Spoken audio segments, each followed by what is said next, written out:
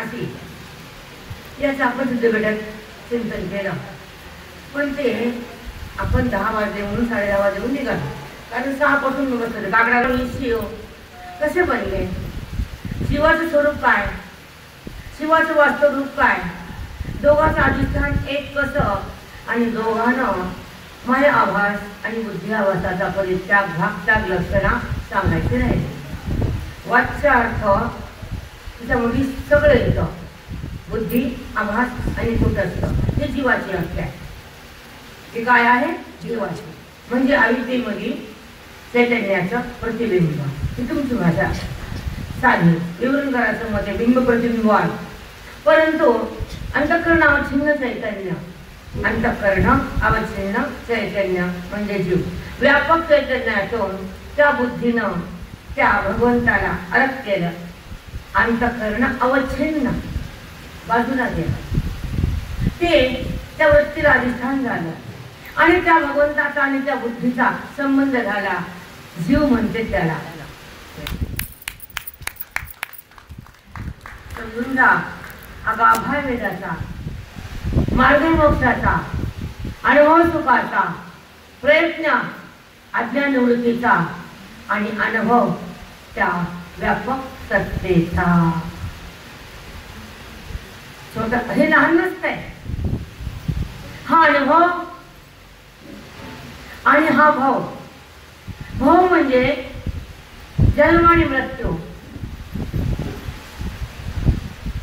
भाव म्हणजे ह्या उपाधीतून त्या उपाधीत तो जीवात्मा मार्गक्रमण करतो, जातो, फिरतो, पण त्याला ईश्वर जवळ घेत नाही, ईश्वराचा मार्ग मिळत नाही आणि त्या जीवात्म्याचं अज्ञान कुणी हरण करत नाही, कारण त्याला सतसंग माहित नाही. तो जीवात्मा तसाच लिंग देहानं अनंत योनीमध्ये फिरतो. पण जे साधक आहे, जे भक्त आहे, त्या भगवंत आपल्या सोबत घेतो, जवळ घेतो आणि जन्म मृत्यूला त्याला टाकत नाही, त्याला कुठेही पाठवत नाही. का पाठवत नाही? कारण तो भगवंताशी एकरूप झाला. त्याला पुन्हा जन्म मृत्यू नाही, त्याला कर्म उरलं नाही, त्याला पुन्हा काही जायचं नाही, कुठं गर्भात यायचं नाही, त्याला कुठेही भगवंताहून तो भिन्न उरत नाही. तो ज्ञानी भगवंताहून तो भिन्न उरत नाही आणि त्याचं कर्म त्याला शिवत नाही. तो ज्ञानी. आपण कर्मातून बाहेरच येत नाही. येतो का बरं? मला काल कोणतरी म्हणलं आमचं मंगल किती कर्म करावं म्हणजे आताच बोल 2 मिनिटं. अरे तुम्ही कोणी बोलू लागलं, विश्रांती भेटली नाही मला. एक 5-10 मिनिटं बोललो, तर नंतर अर्धे बोलतात झोप झाली. जरा 30 मिनिटं झालं, टाइम झाला 2 वाजाय 2. ज्ञान म्हणजे ईश्वर ना, ज्ञान म्हणजे सुख आहे, ज्ञान म्हणजे परमात्मा आहे, ज्ञान म्हणजे एक आहे, ज्ञान म्हणजे आत आहे, ज्ञान म्हणजे बाहेर आहे. प्रत्येक जीवाला इच्छा कशाची असते? सुखाची. मग निवृत्ती दुःखाची. असं सुख पाहिजे की नित्य अखंड पाहिजे की नाही? सुख जाऊच नाही म्हणजे आत्मसुख. जातं का ते? संपवतं का? नष्ट होतं का? कुणी काढून घेतं का? घेतं कोणी नाही. म्हणून भौतिक सुख आणि आत्मसुख, आत्मसुख हे साधू देतात आणि भौतिक सुख प्रारब्धाच्या द्वारे येतं, कमी जास्त होतं. बघा तुम्ही जगात नमुने बघा, बघा तुम्ही हात केले म्हणून सांगा. मला इथं बसून सांगता येत नाही.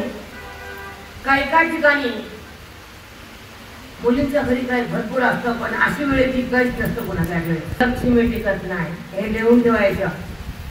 म्हणून प्रत्येक गृहस्थाश्रमी घरामध्ये स्त्रीनं पुण्य करायचं, घरात कर्म करत राहायचं, पुण्य करत राहायचं, शांत राहायचं. कारण ज्या वास्तू घरातला वास्तू दोष बिघडला त्राहिमाम होत ते घर. एक सांगू, निगेटिव्हिटी तयार होती माणसात आत. मग ते वलय घरात गच्च भरतात, त्याची पॉझिटिव्ह काहीच होत नाही. सगळं विरुद्ध विरुद्ध विरुद्ध सगळं द्वेष, सगळा मत्सर, सगळं दुराग्रह, सगळा क्लेश, मग शारीरिक पीडा, मानसिक पीडा सुरू होतात. ह्याला म्हणतात नेगेटिव्हिटी. इंग्लिश आणि मराठी काय? नकारात्मक ऊर्जा. घेतलं काही वाटतं पण आलं.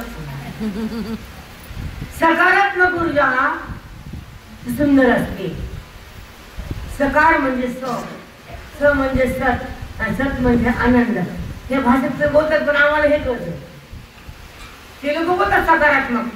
सकारात्मक म्हणजे खरी सतत्वाची ऊर्जा. सकार म्हणजे स म्हणजे स्वरूप आणि स्वरूप म्हणजे आनंद. आनंदी माणूस विरुद्ध वाकडं तिकडं कुचकं पाचकं बोलत नसतो. बोलतो सकारात्मक कधीच नाही. आणि निगेटिव्ह माणूस चांगलं बोलत आणि सकारात्मक वाईट बोलत. खरं त्या मेंदूच्या लहरी तशा तयार होतात.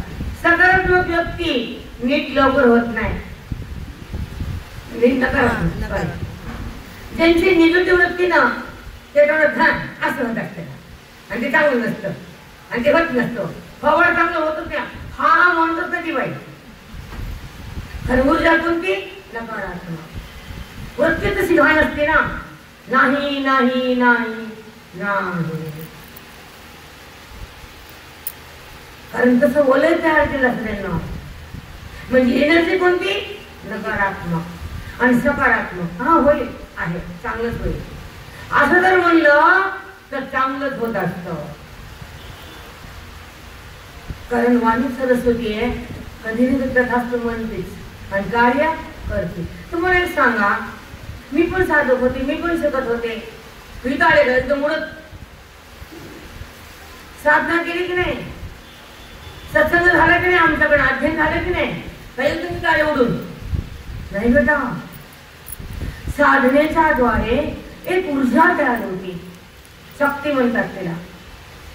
शक्ती म्हणजे त्या बुद्धीला भगवंताची ओढ लागते. तिला त्या बुद्धीला त्या ईश्वराची ओळख करून घ्या वाटते. देहाला संबंध देहाचा नको वाटतो. मुक्तीचं बोलायला संसार कथा नाही. त्या जीवात्म्याला मुक्त करायचंय. मी देहात बंदीखान्यात टाकले, त्याला बांधले. बांधलेच नाही देहात्म्याला. जीवात्म्याला बांधून ठेवलं नाही तर उपाधीत आला तो जीवात्मा, मुक्त झाला शिवात्मा, व्यापक आत्मा. आपल्याला माहितच नाही आपण कोण आहे. जीव आणि आत्मा याचा संबंध आहे आपला. चैतन्य आणि आवाज. अंतःकरण म्हणजे जीवात्मा. जीव आणि आत्मा सोबतच आहे. आवाज अंतःकरण उपयुक्त चैतन्य. अंतःकरण अवच्छिन्न चैतन्य. आता अवच्छिन्न म्हणजे तुम्ही चालवता. अवच्छिन्न म्हणजे बाजूला करणं. वेगळं परिच्छिन्न आणि अवच्छिन्न. अंतःकरण अवच्छिन्न. कारण ज्या ठिकाणी सगळं चैतन्याची सत्ता आहे पण त्या माय अविद्येनं त्या अंतःकरणानं त्या सत्तेला धारण केलं, संबंध केला. ती व्यापक आहे ना, त्याला बाजूला काढलं आणि अंतःकरणाचा आणि त्या परमात्म्याचा काय झाला? संबंध झाला. पण त्या मायेनं एक काम केलं, त्याला झाकून टाकलं. सो आश्रय सो विषय. आजचा विषय कळाला नाही. ज्याला आश्रय दिला त्या मायेला झाकलं त्याला आणि दिमाग दाखवला. कोणता? जगताचा. बरोबर नाही? बाई घरात बाहेरून येते, माहेरून पॅकिंग कुरिअर मस्त घरात येऊन. बरं आलं तर आलं. ज्याचं घर आहे त्याला झाकून टाकतं माझं म्हणते. आता काय हुंड्यात आलं का घरी ना? आलं का हुंड्यात? मग पगडा कुणाचा आहे तुम्हाला माहिती? बोलूच त्याला.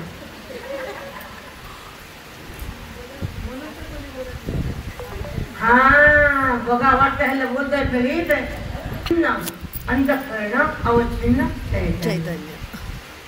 त्या अंतःकरणानं व्यापकाला थोडस बाजूला केलं आणि अंतःकरण त्याच्याशी संबंधित झालं. तेव्हा त्याला जीव नाव आलं. त्या अंतःकरणाला त्या भगवंताचा संबंध म्हणजे अवच्छिन्न म्हणजे जीवात्मा. मग ते जीवात्मा झाला, पण ज्याचा संबंध होता चैतन्याचा तो बाजूला गेला, मायेने झाकलं आणि संबंध देहाचा केला, अविद्या म्हणते त्याला. सांगा खोटे खरे? खरे पद्धत का चुकलं नाही ना? परवा पाडवा होता, आम्ही सत्यनारायण करतो. पाडवी निवृत्ती अज्ञानाची आहे आणि प्रतिती सुखाची आहे. ही दिशा आपल्या कल्याणाची आहे. आता ऐका, आपण ब्रह्मा आणि माये संबंध घालता कुठं सिद्ध बेटा? ते चौकड व्यापक ब्रह्माचे, तिला जागाच नाही. मग त्या ब्रह्मायेला त्या ब्रह्माने जागा दिली. हे बस इथं आहे ना? बरोबर आहे ना? का तर त्याला प्रगट व्हायचं होतं. जेव्हा नव्हते कोठे काही चंद्र सूर्य ताराबाई, चंद्र नाही, सूर्य नाही, तारा नाही, जगत नाही, जीव नाही, जीव नाही, पशु नाही, पक्षी नाही, विषय नाही, पंचमहाभूत बी नाही. तर तिनंच केलं सगळं. मत ब्रह्मा पंचमहाभूत. मग ती आली ना ह्याच्यापासून भगवंतापासून, त्यांना आधार दिला कुणी? भगवंतानं. सत्ता पण दिली आणि क्रिया तिची झाली. क्रिया तिनं केली, सत्ता ह्याची घेतली, दोघांचा संबंध झाला. त्याला अनादि म्हणते. त्याला ब्रह्म मायेचा संबंध अनादि आहे. ती त्याला सोडत नाही आणि त्याला तिच्या वाचून व्यवहार करता येत नाही, म्हणून तो तिला जवळ राहू देतो. कशी का खटाळ बायको नवरा सांभाळतो का नाही? भाकर आता का मग तिच्या सत्तेनं त्या भगवंतानं एकोहम बहुश्याम ही कल्पना केली. जगत उत्पत्ती, माझ्या सुखाचा भोग मला घ्यायचा आहे, मला भोग व्हायचे. दही बी पांढरं, दूध बी पांढरं, जगत बी आहे आणि ब्रह्माला सत्ता आहेच आहे. आपण जगताला आहे म्हणतो, तो आहे पण त्याचा आहे आणि दाखवणं तीच आहे. कळते की नाही? का नाही? आहे म्हणताना तो आहे आणि खरं म्हणताना ती आहे. कळलं नाही प्रेरणा? काय लावलं? माऊली लिंक चालू करा ना. आहे म्हणजे जगत आहे पण नसतं. जगत म्हणजे माया आहे, दिसून नाही, आणि तो त्याच्या वाचून काहीच नाही. एक दोन वाक्य मला सांगा. चला बोला. मी काय म्हणले? दोन वाक्य सांगा. कोण बनलाय? तो बनलाय. पण जगताला आहे पण मायाने तुम्हाला द्यायला लावलाय. आहे पण जगताला नाहीये. आहे रूपाने ब्रह्मच आहे, परमात्माच आहे आणि नाही रूपाने जगत आहे. त्याला मांडणी मदत मिळाली ते नाहीच आहे. कारण दुसरी सत्ता नाही जगताला. सत्ताहीन आहे, जड आहे जगत. त्याला स्वतःची जाणीव नाही आणि अन्याचं पण करता येत नाही. जड स्वतःला जाणत नाही, अन्याला पण जाणत नाही. पण परमात्मा जाणण्याला अपेक्षा कुणाची करत नाही. स्वयंभू जाणीव म्हणजे परमात्मा आहे. स्वतःला जाणण्यामध्ये अन्याची अपेक्षा लागत नाही. ती परब्रह्म आहे. त्याच्या प्राप्तीसाठी संतांची संगती आहे, त्याच्या अनुभूतीसाठी मोक्ष आहे आणि त्याच्या प्राप्तीसाठी हे माऊलीचे ओळी आहे. माऊलीच्या ओळीच्या शब्दातून त्या भगवंताची प्राप्ती आहे, अज्ञानाची समाप्ती आहे आणि स्वरूपाची बुद्धीला प्रतीती आहे. आत्मसाक्षात्कार म्हणतात त्याला. देह साक्षात्कार म्हणजे अविद्या आहे. देह काय वाटतो? परमात्माच मी वाटतो. दोघांचा संबंध होतो. कुणाचा? बुद्धीचा आणि परमात्म्याचा. ऐक्य होतं. का होतं? कधी होतं? कसं होतं? कुठं होतं? ते सांगणार आहे तुम्हाला. का होतं? कारण त्या जीवाला ह्या जन्मात मोक्ष व्हायचं असतं, भगवंतापासून यायचं असतं. म्हणून तो जीवात्मा साधक बनतो, सत्संग करतो आणि सत्स्वरूपाला प्राप्त करून देहाला बाधित करतो. जेव्हा जेव्हा आत्मसाक्षात्कार झाला ध्येनाच्या द्वारे, तेव्हा ज्ञानी महात्म्याचा ध्येय बाजूला गेला, म्हणजे पडला मेला. त्याचा संबंध नसतो. त्या क्षणाला तो देहातून मिळणे, मग देह गेला काय, राहायला काय, आहे काय, नाही काय, काही देणे घेणं नाही. कारण देह असून नाहीचा अनुभव आहे. लक्षात ठेवा वाणी काय बोलायली ते. देह असून त्याचा नाहीच अनुभव आहे, आणि तो आहे हा प्रत्यय आहे. मी तोच आहे हा निश्चय आहे, हा स्वानंद आहे, म्हणून तसं वेद्या. कळाली उभी? कारण इथं अलंकापुरी आहे. बरोबर आहे ना? माऊलीचं दरबार आहे, त्यांच्या चरणाला नमस्कार आहे, आणि आत्मसाक्षात्कार आहे. अज्ञानाचा बेडा पार आहे, नाही बा. ह्या जन्मामध्ये अज्ञानाला भस्म करायचंय, साधूचा संग धरायचा आहे, आणि स्वरूपाचा साक्षात्कार करायचा आहे, आणि आपल्या रूपाला आपण पाहायचंय. जाणणं म्हणजे पाहणं, जाणणं म्हणजे पाहणं. जगताला पाहणं त्रिपुटीचा संबंध, आणि भगवंताला अनुभवणं वेदाचा संबंध. बरोबर आहे? त्रिपुटी उत्थान पावती आणि जगताला आहे म्हणायला लावती. कारण त्रिपुटी कल्पित आहे, आणि अविद्येच्या पोटातून आहे. अविद्या पोटी तिचं पिल्लू बी खोट, आणि त्या पिल्ल्याने दाखवलं जगत बी खोट. 3 गोष्टी सांगा कोणत्या कोणत्या. अविद्या पिल्लू कुणाचं आहे का? तिचं आहे का बाई? ढालगत बाई. माया कशी आहे? ढालगत म्हणजे कुणाचं ऐकत नाही. ढालगत अर्थ कळत नाही, माहिती का? कारण ती कुणाचं चलू देत नाही, तिचं नाव ढालगट. व्याख्या कळाली की नाही? म्हणजे माया बुद्धीला भगवंताकडे जाऊ देत नाही. तिचं नाव ढालगट. माया, अविद्या, प्रकृती, प्रधान, शक्ती, तिचे 5 रूप आहेत. आहे की नाही? आता ऐका, आपला विषय होता ब्रह्ममायेचा संबंध, आणि त्या संबंधाच्या द्वारे शिवाची उत्पत्ती, जगताची उत्पत्ती, जीवाची उत्पत्ती, पशु पक्षी जेवढं विजयग्रस्त आहे त्याची उत्पत्ती. मग त्या उत्पत्तीला कारण ती माया आहे, आणि संबंध शक्तीला कारण तो आहे. सत्ता त्याची आहे आणि शक्ती तिची आहे. दोघांचा संगम आहे, आणि मग जगत आहे, आणि मग जीव आहे, आणि मग शिव आहे. चुकलं का? नाही तर आधी जीवन मग जगत. जमते? जगत नंतर जीव, शिव, आणि मग जीव. तर शिवाला भक्ती करायला जीव नाही का? आता काय काय सांगू? सट सांगा. त्यामुळे बायपास जावं लागते, लई वेळ लागतं ना. मधून ट्रॅफिक लागते, ट्रॅफिक जमत नाही, ट्रॅफिक कायच नाही. मग त्याची भक्ती करायला द्वैत जीव भाव, त्याची प्राप्ती करायला शिव भाव. अद्वैत सगळं तर तो आहे, आधार पण तो आहे, आत पण तो आहे, समोर पण तो आहे, व्यापक पण तो आहे. परिचिन्न काय आहे?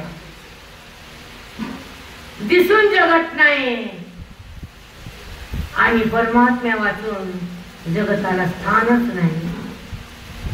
कारण तो आहे म्हणून जगत आहे, तो आहे म्हणून शिव आहे, आणि तो आहे म्हणून जीव आहे. पण तो कळाल्यावर दोघांची विसमाप्ती आहे. जीव बी नाही, शिव बी नाही. त्याचा वाचून काही बी नाही, आणि त्याच्या संबंधा वाचून मी प्रकृती कार्य बी करत नाही. संबंध कोणाचा आहे? त्या पुरुषाच्या प्रकृतीला. पुरुष म्हणजे तो परमात्मा.